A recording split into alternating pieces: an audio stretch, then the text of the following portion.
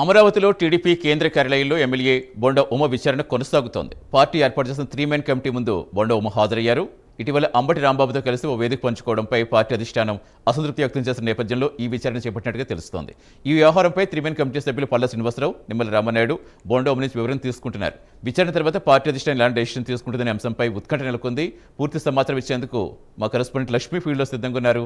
Yes Lakshmi, ఇంకా విచారణ continue అవుతోందా? Satish, ప్రస్తుతం మనం ఇక్కడ టీడీపీ కేంద్ర కార్యాలయంలో ఉన్నాము. ద్విసభ్య కమిటీ విచారణ ఇంకా కొనసాగుతూనే ఉంది. మొదట త్రిసభ్య కమిటీ అని అన్నారు, కానీ దీనికి కిలారు రాజేష్ అయితే హాజరు కాలేదు. కేవలం ద్విసభ్య పల్లా శ్రీనివాస్తో పాటు నిమ్మల రామానాయుడు అధ్యక్షతన ఈ సమావేశం అయితే కొనసాగుతుంది. బోండా ఉమా కూడా దీనికి హాజరయ్యారు. సుదీర్ఘంగా ఈ కమిటీ విచారణ అనేది సాగుతుందని చెప్పొచ్చు. దాదాపు గంటకు పైనుంచి కూడా విచారణ కొనసాగుతూ ఉంది. ప్రధానంగా బోండా ఉమా అయితే ఇంతకుముందు ఇక్కడ బయట వెళ్ళేటప్పుడు కూడా తాను మాట్లాడిన మాటలకు ఏదైతే ఉన్నాయో అన్నిటికీ కట్టుబడి ఉన్నానని అయితే స్పష్టంగా చెప్పడం జరిగింది.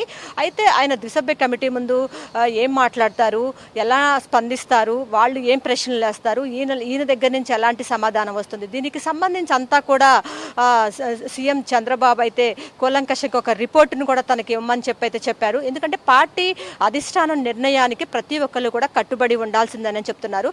అయితే ముద్రగడ సంతాప సభకు హాజరవ్వటం వీళ్ళెవరూ కూడా తప్పు పట్టడం లేదు. ఎందుకంటే సీఎంతో పాటు ఇటు లోకేష్, పవన్ కళ్యాణ్ అందరూ కూడా అతనికి సంతాపం వ్యక్తం చేశారు. దానికి ఎవరు కూడా వీళ్ళు తప్పు పట్టడం లేదు. ఆ సభను ఆ వేదికకు పంచుకోవటం, అందరితో సరదాగా ఉండటాన్ని కూడా వీళ్ళు తప్పు పట్టట్లా. ఎందుకంటే గతంలో కూడా వంగవీటి రాధా, జ్యోతుల నెహ్రూ కూడా ఇదే సంతాప సభకు వెళ్లారు, ముద్రగడ సంతాప సభకు. అప్పుడు కూడా అక్కడ కూడా చాలా క్లోజ్గా వైసీపీ వాళ్ళతో ఉన్నారు. ఇక్కడ కూడా బోండా ఉమ, అంబటి రాంబాబు చాలా క్లోజ్గా ఉన్నారు. దీనికి సంబంధించి టీడీపీ అధిష్టానం అయితే సీరియస్ అయితే అవ్వట్ల. ప్రధానంగా ఆ సభలో బోండా ఉమ చేసినటువంటి వ్యాఖ్యలు ఏదైతే ఉన్నాయో అవి పార్టీ స్టాండ్కి, పార్టీ లైన్కి మించి ఉన్నాయి.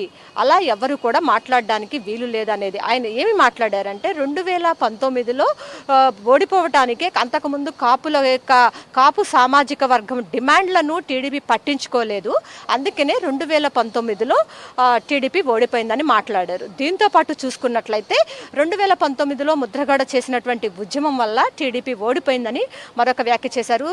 అయితే జనాభాలో చూసుకున్నట్లయితే 25% కాపులు ఉన్నారు కాబట్టి వాళ్ళకి కేటాయించవలసిన నిధులు, పదవులు కూడా అదే విధంగా ఉండాలి అని చెప్పి అయితే ఆయన చెప్పారు. ఏదైతే ఆయన చేసినటువంటి వ్యాఖ్యలు ఏదైతే ఉన్నాయో కాపులను పట్టించుకోకపోవటం వల్లే టీడీపీ ఓడిపోయింది అని చేసినటువంటి వ్యాఖ్యలపైన మాత్రం టీడీపీ అధిష్టానం చాలా సీరియస్గా ఉంది.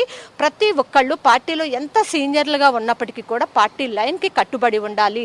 ఆ లైన్ను మించి మాట్లాడితే కనుక ఎట్టి పరిస్థితుల్లో కూడా వాళ్ళ మీద యాక్షన్ తీసుకుంటామని అయితే స్పష్టంగా చెప్తూ ఉన్నారు. ప్రధానంగా దీనికి సమావేశానికి ముందు కూడా నిమ్మల రామానాయుడుతో పాటు పల్లా శ్రీనివాస్తో అయితే ఒక టెలికాన్ఫరెన్స్ లో కూడా చంద్రబాబు మాట్లాడడం జరిగింది. Satish, thank you Lakshmi.